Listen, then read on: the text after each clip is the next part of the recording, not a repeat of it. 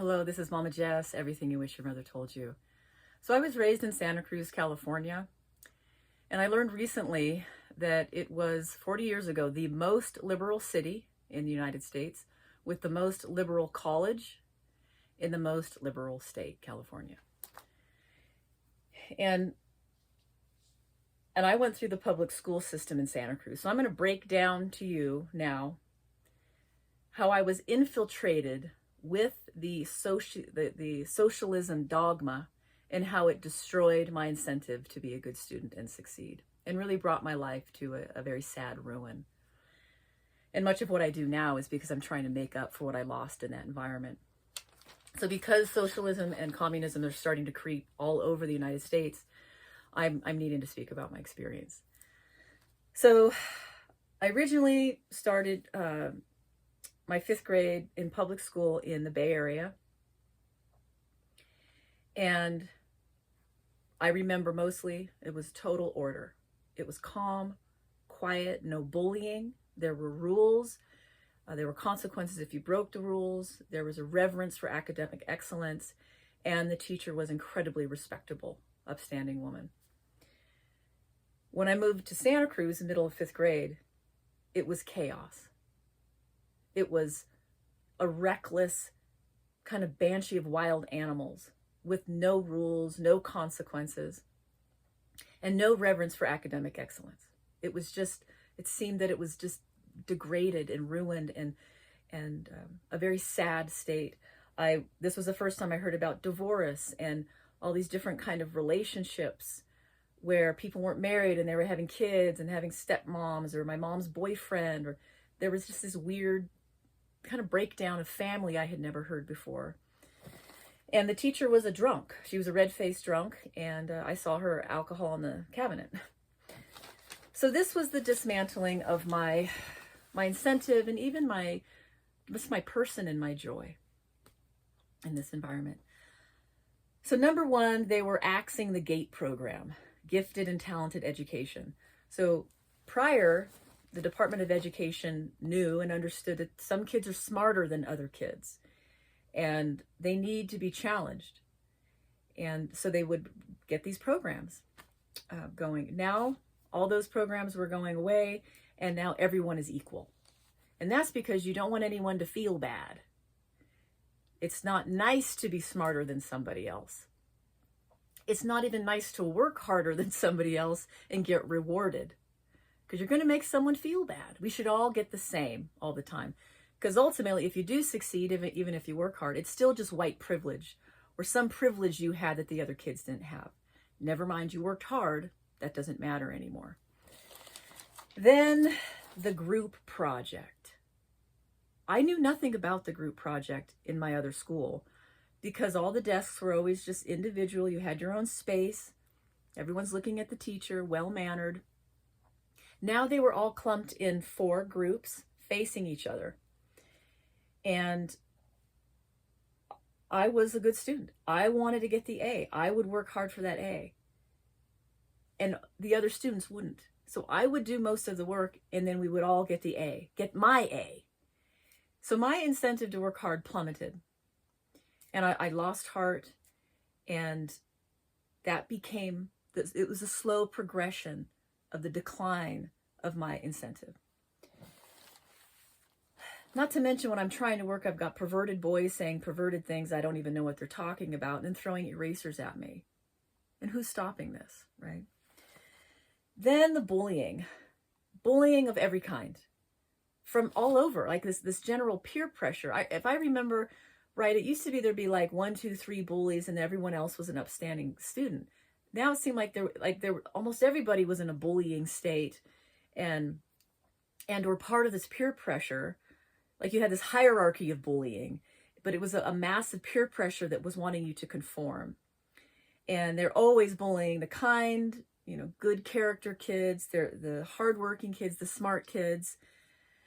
And whenever I would get my report card, it would be grabbed by one of the bullies and like, Jessica got straight A's again. Jessica got straight A's.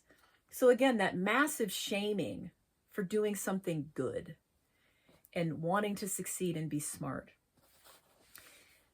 Then the development of manhood and womanhood. The girls were dressed immodestly. That was the first time I saw miniskirts, halter tops, midriff where the stomach was showing,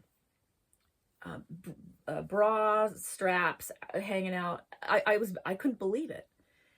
And I was ashamed of my like unicorn club, like buttoned up and long sleeve and loose pants. And very much into vanity. So the girls, like, to be a cool girl was to dress sexy, be vain, worry about how you look, and not be smart. It wasn't cool to be smart. The cool girls that got the attention of the boys were the cheap, easy, dumb girls.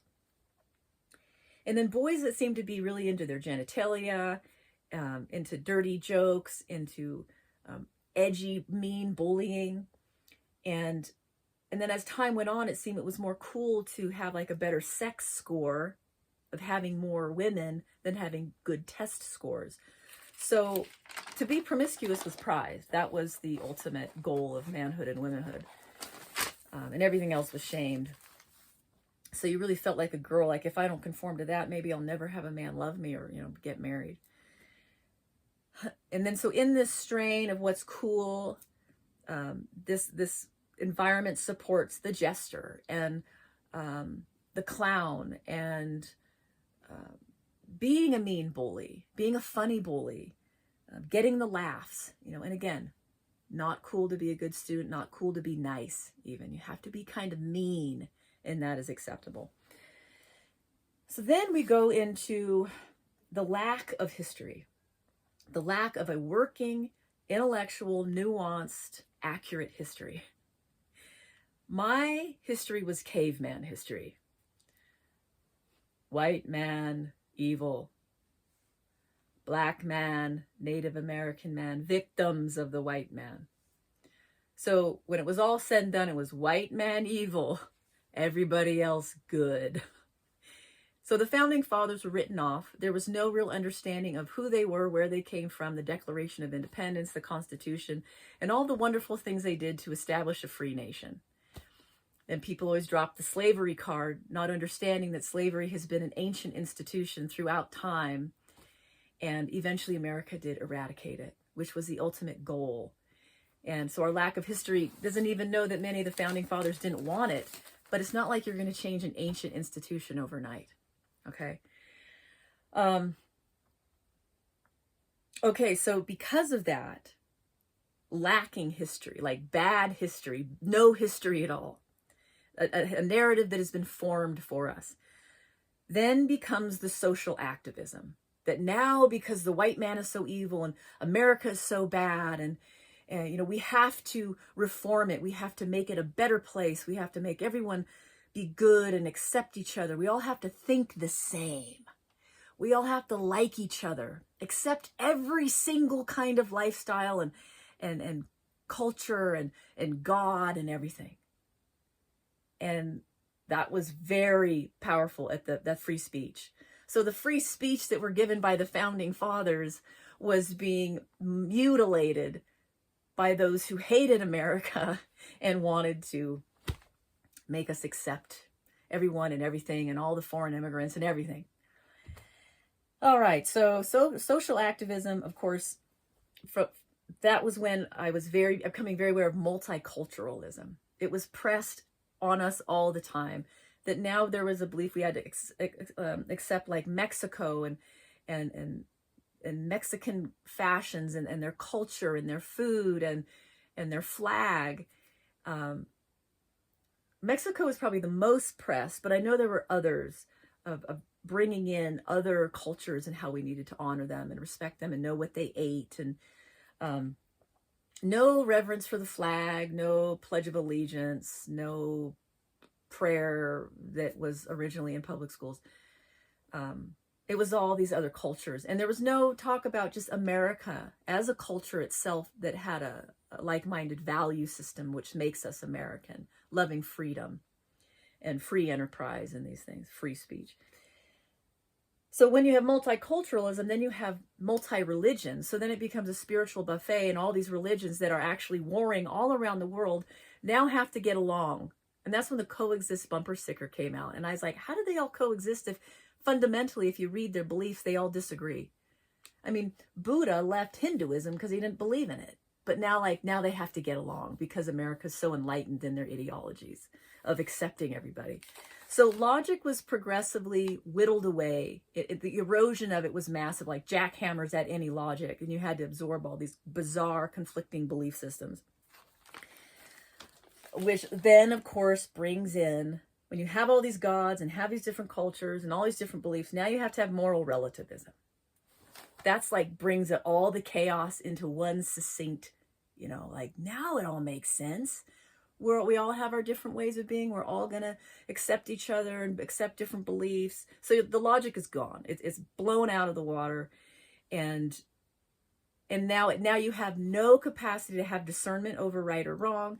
You have no capacity to have any righteous judgment of what is right or wrong, because there isn't right or wrong anymore. It's all just whatever you feel, whatever you like. But if you bring up pedophilia or rape to the topic, then it's like, that's not right. That's wrong. So all of a sudden, there's an objective morality that showed up on the scene. So which requires people to become their own God. So there was a self-deification that everyone can do whatever they want, but we do have our own like systems of like right and wrong now. And so you can't be a pedophile because that's not right. You can do everything else you want, but just not that. Which of course we know is slowly being eroded as well. And that will eventually become part of the moral relativism as time advances. So when you have no capacity to make a righteous judgment, to discern between good and evil, now you have total ruin. You have total chaos, addiction everywhere, meaninglessness. And the only thing that really remained was a fierce loyalty to this belief system that we're all kind of free and it's not really cool to be better than anybody. It's all good. We're all the same. And we're all kind of equally ruined and miserable and addicted and not a lot of motivation. We don't know what life is. And you dare not go succeed. If you leave this belief, if you leave this tribe and you want to go make money, if you want to succeed, if you want to be healthy, if you want to be not addicted, if you want to be not promiscuous, if you want to have a family with kids, like, forget it. You're out. Never mind that I forgot about the feminist movement that basically cornered me and said I could be more than just a mother. So I know all about socialism and I know what's going on in this country, and I'm warning you right now, get away from it. Retreat. You need to learn history first thing. And I recommend Thomas Sowell, Sowell, incredibly brilliant Black historian. And he will break down what's really going on. All right, so retreat from the chaos, find order in your life, and I'll talk with you again soon. Bye-bye.